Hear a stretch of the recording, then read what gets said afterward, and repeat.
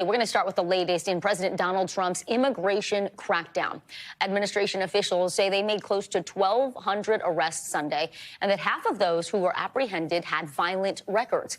ICE officials have said they are targeting criminals, but that other migrants could be detained in this process. We're also learning about directives given to ICE field offices across the country. Sources tell NBC News they've been told to enhance their routine operations by meeting a quota of at least 1,200 arrests per day.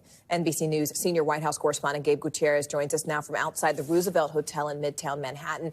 That's essentially New York's main intake center for migrants. Gabe, I know that sources are telling NBC News that the Trump administration is now planning major sweeps there in 3 cities per week. Which cities specifically would be targeted?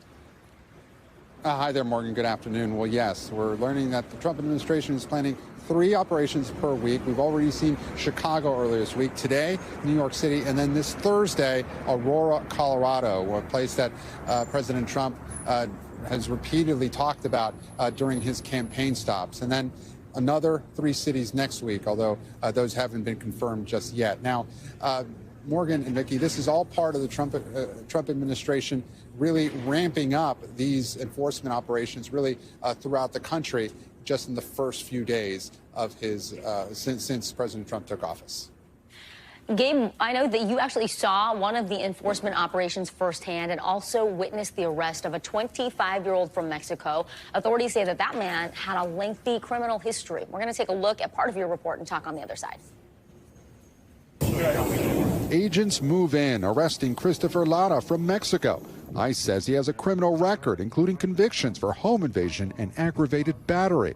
This is the one that's coming in. NBC News also getting rare access to an ICE processing center, where we found Lara arriving in handcuffs. He denies the charges against him, saying he deserves a second chance. I went to school my whole life here, from preschool all the way to my senior year. He says if he's deported back to Mexico, he'd leave behind a 5-year-old daughter. Gabe, tell us more about what you experienced and what that man told you.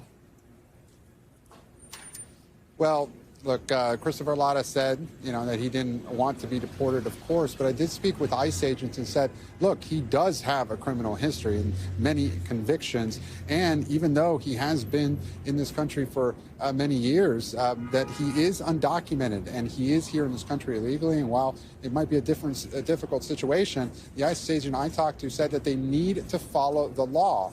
I spoke with President Trump's border czar a couple of days ago as well, and he did say that he expected collateral arrests in addition to those with criminal histories. And those collateral arrests are people that without violent histories that may be swept up as part of these operations. All right, Gabe Gutierrez, we appreciate it. Thank you.